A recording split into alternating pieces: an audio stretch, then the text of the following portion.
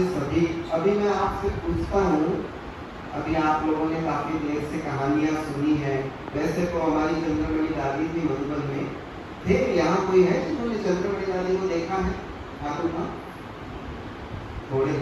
हमारी दादी कहती थी, हमेशा बड़े चाव से कहती थी देखो क्लास कराने आके बैठती थी तो अभी हर एक की अपनी रुचि होती है। किसी को थोड़ा हिस्ट्री की बातें सुनने में मजा आता है, किसी को ज्ञान सुनने में मजा आता है। तो उसको दादी कहती थी, बताओ क्या सुनेंगे, भागवत सुनोगे या गीता का ज्ञान सुनोगे?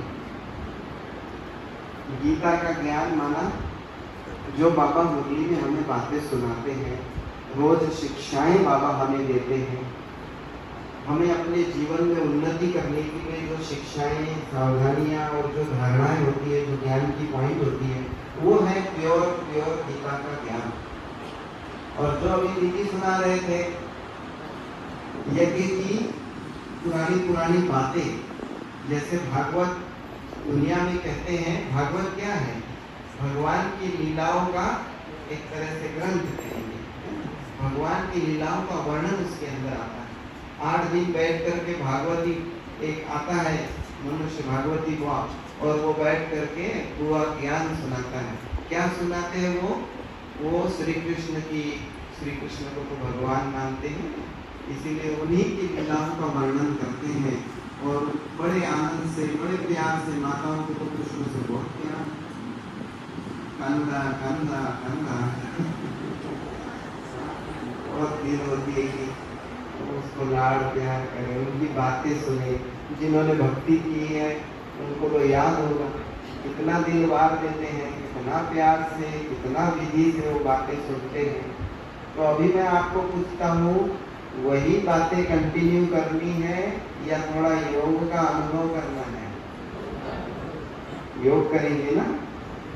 चलो बहुत बढ़िया। अभी हम लोग एक को देखो, योग भट्टी का अर्थ ही होता है, शुरू से प्यारे बाप दादा कहो या दादियाँ कहो, जब भी योग भट्टी का समय आता है, एक माहौल बनता है, तो कहा जाता है कि योग भट्टी, भट्टी के अर्थात परिवर्तन।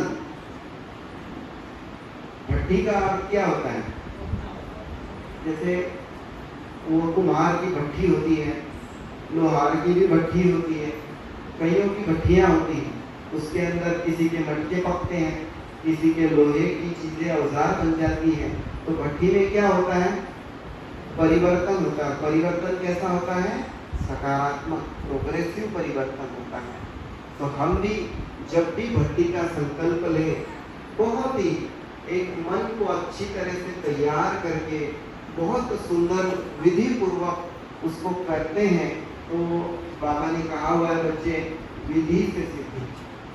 जब हमारी विधि प्रॉपर होगी तो उसके द्वारा प्राप्त होने वाली जो सिद्धियां हैं वो भी हमें बराबर मिलेगी। वैसे भक्ति में भी कहा जाता है कि कोई भी विशेष देवी देवताएं होते हैं, सारे ही देवी देवताएं विशेष होते हैं, चाहे देवियां कह लो चाहे देवताएं कह लो, समय प्रति समय उनकी पूजाएं होती है, पर हर एक देवी अथवा देवताओं की पूजा करने की एक विशेष विधि होती है। वो विधि बराबर फॉलो करनी